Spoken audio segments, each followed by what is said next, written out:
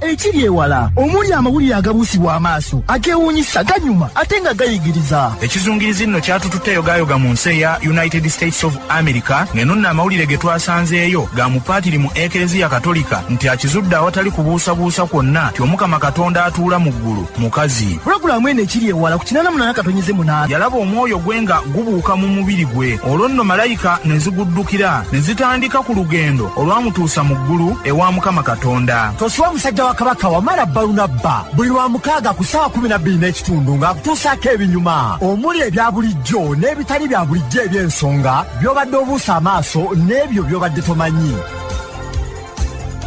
Tubalamusizza bannaffe mwenna abatuwuliriza wano ku laadiyo Kyabassa Famma, laadiyo Buganda, laadiyo ya Ssaabasajja Kabaka empologoma ya Buganda, omukutu guno ogwa 88.8 laadiyo ey'obujjajja. Kano nno ke kadde aka pulogulaamu yaffe ekiri ewala nga bulijjo okuteekerateekera n'okukutuusaako pulogulaamu eno ekiri ewala. Nze musajja wa Kabaka munnassinga ow'ensonga Wamala Balunabba Galuleeba. Nkwebaza emirimu gyonna gy'otuusizzaako engalo mu bbanga erya sabbiiti ennamba kasookedde nga tukoma kuwuliziganya mu pulogulaamu eno ekiri ewala ku lw'omukaaga olwa sabbiiti ewedde. Abafunye ebirungi nga bulijjo tubeebalizaako Katonda abatuusizza ku birungi ebyo. Ate nammwe bye bitatambulidde bulungi tubasaasira ate ne tubakwasa Mukama Katonda yaba abagumya n'okubayisa mu kusoomoozebwa kwonna kwe muyitamu. Olwaleero mu pulogulaamu eno ekiri ewala, embwa yafuuka sereebu olw'okuwuga efudde ebadde yambala mu kubudaabuda abantu. Kyaddaaki omulwadde yalemera mu ddwaliro apondoose n'alyamuka talinze bya kkooti kumusindiikiriza na kifuba. Bibino ebigambo ebyayogerwa Pulezidenti Idi Amin Dada ng'enjole ya Ssekabaka Muteesa II ereeteddwa mu Paaliyamenti. Olwaleero bwetyo bwe tugenda okutambula mu pulogulaamu yaffe eno ekiri ewala, nange musajja wa Kabaka munnassinga ow'ensonga Wamala Balunabba. Kanzije tutandikire ku mbwa eyafuuka sereebu olw'okuwuga efudde era ebadde yambala nnyo mu kubudaabuda abantu. Kyokka bannange musajja wa Kabaka munnassinga ow'ensonga Wamala Balunabba ovumbula eno ye pulogulaamu ekiri ewala. Embwa ebadde enkugu mu saafinga efudde erese emiranga n'ebiwoobe era bagikungubagidde. Mu sabbiiti eno mu pulogulaamu yaffe eno ekiri ewala wano ku laadiyo Kyabassa mulambika bintu omukutu guno ogwa 88.8 laadiyo ey'obujjajja empendu zaffe yatusembereza eby'omu Amerika. Ng'eno ge twakujjiddeyo gambwa ebadde sereebu mu ngeri ez'enjawulo eyafudde ng'abaayo kati bali mu kugikungubagira. Embwa eno eyogerwako ye Sugar era ebadde yatutumu ddala mu Amerika ne mu nsi yonna nga yafudde bulwadde obwa kkookolo bwemaze nabwo ebbanga nga bugitawaanya. Era embwa eno Sugar weefiiridde ng'etemera mu myaka egy'obukulu 16 mu myaka emintu. Mukulu wange Honorable Jero Musozi Kaddu Mukasa oba egyo gy'emyaka emibwa emeka anti gw'omanyi okubala emyaka gino n'okugikyusa. Naye embwa eno Sugar weefiiridde nga nakinku mu muzannyo gw'okukuba amazzi surfing oba surfboarding, nga mu muzannyo guno omuvuganyi atambulira ku lubaawo surfboard n'akuba amayengo g'amazzi n'ajja nago ku lukalu. Mu njogera ennyangungu kale katukuyita ekika eky'omuzannyo ogw'okuwuga okuzungu. Kaakano wambwa ono Sugar abadde nakinku nnyo mu muzannyo guno ogutera okuzannyibwa abantu bokka. Era ng'embwa eno ebadde ng'egenda mu mazzi n'olumu yokka ku bwayo ng'eri ku lubaawo lwayo n'eryoka ekuba amayengo okudda ku lukalu, awo nno enduulu n'eryoka etta abalabi abanyumirwa omuzannyo guno. Embwa eno Sugar ebadde nga tegenda mu mazzi nga teyeerinze bulungi, ebadde ng'esooka kwambazibwa bulungi kajaketi kaayo mutaasa bulamu n'eryoka ekka ennyanja. Bannaffe bali ab'ekika kiri be batera okugaa nti lukka ennyanja nga n'enkanga, naye neeno ebadde ekka ennyanja n'eryoka yeekaaliisa ng'ekuba amayengo, ng'ate enyweredde bulungi ku lubaawo lwayo terwesulise, nga mu bufunze tesobola kugwa mu nnyanja. Sugar nga yembwa yasookera ddala okuyingira omuzannyo guno weefiiridde ng'erina emisipi 5 ng'embwa esinga mu muzannyo guno ogwa skating, era ng'engula eno egikuumidde emyaka 5 egyekutte. Embwa Sugar yembwa yali ejjiddwako obulambe obw'emikono n'ebigere ne bulyoka bukubwanga enjola okusigala ku kitebe eky'obusukkulumu Hall of Fame nga yali wamu n'abantu abasinga okuba abasukkulumu mu muzannyo gwa skating okwetooloola ensi yonna. Wambwa Sugar era abadde mukugu nnyo mu kubudaabuda abantu nga mu butongole akozesebwa okubudaabuda abajaasi Ab'Amerika abava mu ddwaniro omuli n'abaazirwanako wamu ne bakaawonawo ab'entalo ng'embwena abasirikale bangi beeyambye okudda engulu mu bwongo ng'ebavubiriza ebirowoozo n'okubatereeza emmeeme. Embweno Sugar gye babadde bajjanjaba kkookolo okumala ebbanga nga bwe nabagambye yafiiridde ku myaka 16 egy'obukulu mu myaka egy'abantu era yafiiridde mu mikono egya nnyiniyo ng'alaba n'agage nga baabuwa embwa ye egenda. Abatuuze ab'e Huntington Beach ne California yonna okutwalira awamu baakumye ogwoto mu kukungubagira mutuuze munnaabwe ono Sugar abadde aweesezza ekitundu kyabwe ekitiibwa ekitayogerekeka kyokka nga mwattu mbwa bubwa era bagambye nti embwa eno bagenda kugisubwa nnyo kubanga ebadde ebasanyusa. Mwattu nno embwa eno Sugar efudde baagironda bulonzi kyokka ne bagitendeka okutaakiriza abantu ng'era yalinga ekozesebwa nnyo okutaasa abantu mu bifo omugudde enjega era omulimu guno neegukolanga bulungi bulijjo. Naye ng'eno ye pulogulaamu yaffe ekiri ewala wano ku laadiyo Kyabassa. Gano ge mawulire ag'ebyewuunyo agatali ga bulijjo mu pulogulaamu ekiri ewala ne musajja wa Kabaka munnasinga ow'ensonga Wamala Balunabba. Kyaddaaki omulwadde yalemera mu ddwaliro alyamuse talinze bya kkooti kumusindiikiriza na kifuba. Okyawuliriza pulogulaamu ekiri ewala wano ku laadiyo Kyabassa Famma nga musajja wa Kabaka munnasinga ow'ensonga Wamala Balunabba nze nkyakutwala mu maaso era tweyongeddeyo bwe tuti. Mu sabbiiti eno mu pulogulaamu yaffe eno ekiri ewala wano ku laadiyo Kyabassa mu Ffeffetta Nsonga omukutu guno ogwa 88/8 laadiyo ey'obujjajja empendu zaffe yatusembereza eby'omu Amerika ng'eno nno ge twakugiddeyo ga mulwadde abadde yalemera mu ddwaliro ng'ate baamujjanjaba n'awona kyaddaaki avudde mu ddwaliro lino oluvannyuma lw'abaliddukanya okumutwala mu kkooti. Eddwaliro erya Tallahassee Memorial Health Care e Florida mu Amerika gye buvuddeko lyawalaawala omukyala Charlotte Painter ne limukuba mu mbuga ez'amateeka nga limulanga okulemera mu ddwaliro lino ng'ate baali baamujjanjaba n'awona.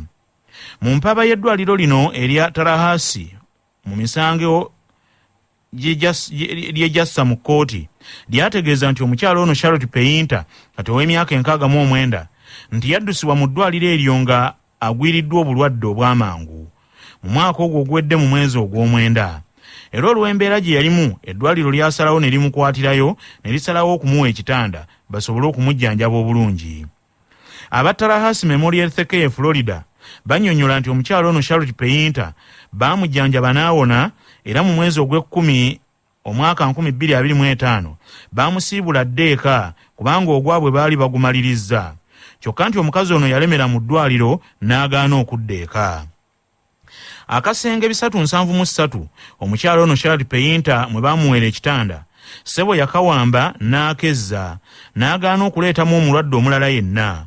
Abaddukanya eddwaliro erya Tallahassee ne bamusaba abaviire mu mirembe ne yeerema ne bamuwandiikira mu butongole nga bamulagira okubaviira era n'agaana. Kino nno kyekyawaliriza aba Tallahassee Memorial Health Care Florida mu Amerika omwezi ogwo ogwedde okuddukira mu kkooti ne bassaayo omusango nga bavunaana omukyala ono Charlotte Painter okulemera mu ddwaliro lyabwe ng'ate bo baamujjanjaba n'awona era ne bamusiibula. Ab'eddwaliro baategeeza kkooti nti Charlotte Painter yali abafuukidde ekizibu ng'akasenge mwe banditadde abalwadde abalala yakalemeramu nga ne ssente ezandibadde zisaasaanyizibwa ku balwadde abalala ate mwattu bazisaasaanyiza ku ye eyawonedda. Ne basaba kkooti eyise ekiragiro ekibakkiriza okuggya omukyala ono mu ddwaliro n'ekifuba.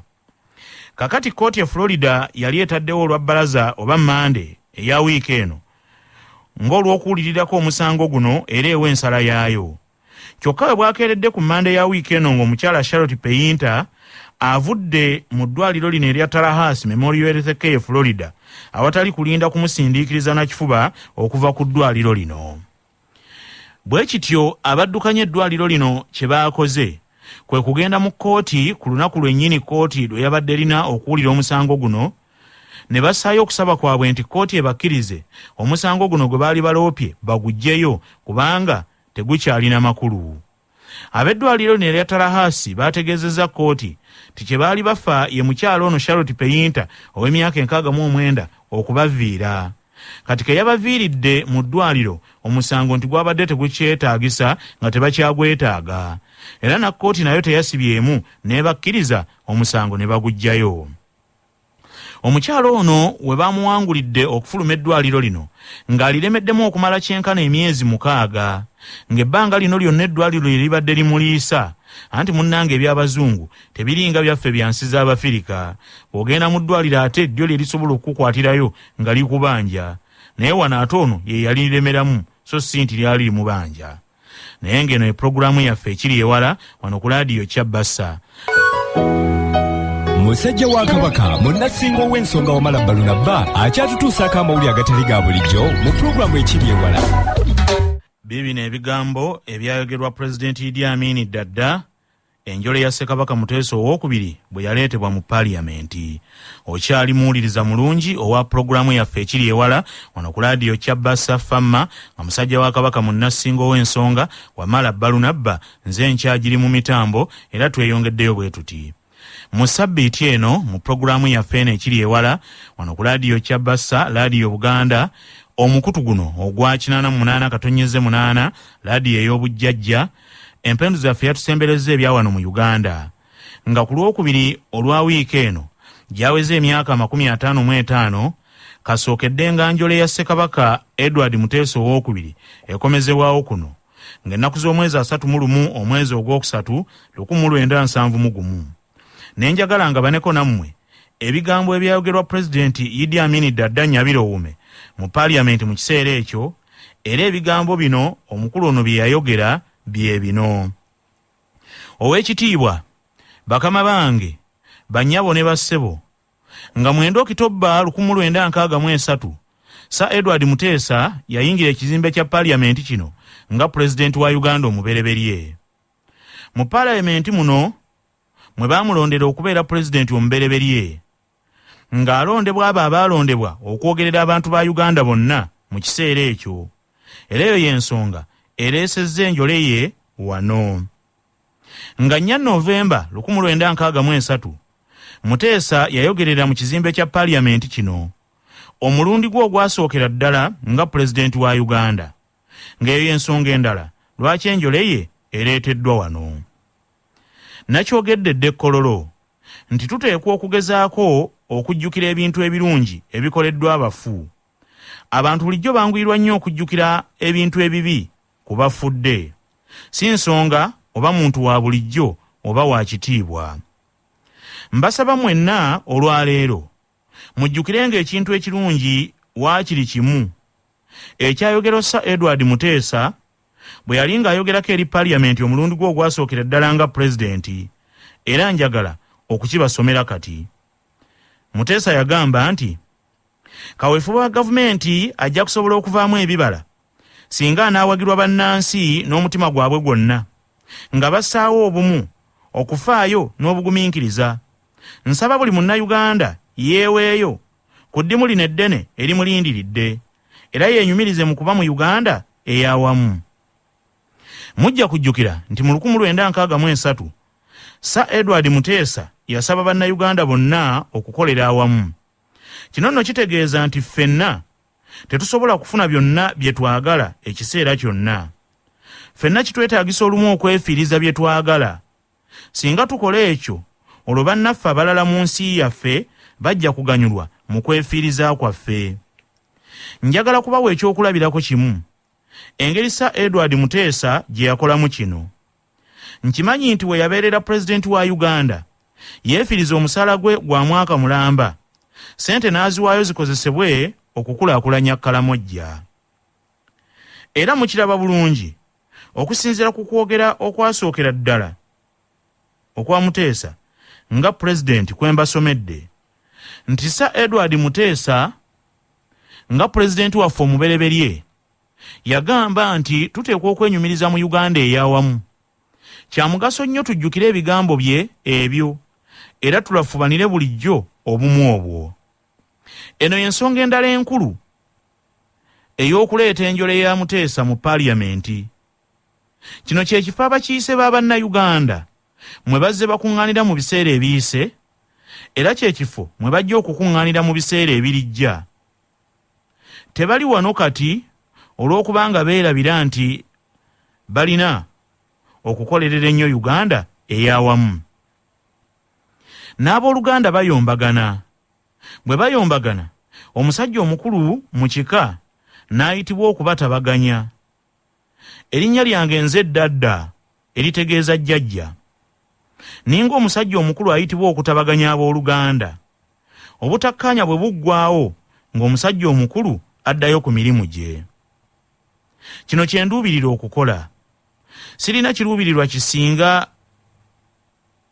kulaba Paalamenti eno ng'eddamu okukola obulungi nga bwe yali nga 4 Novemba 1963 Sir Edward Muteesa lwe yagyogereramu omulundi gwe ogwasookera ddala nga pulezidenti.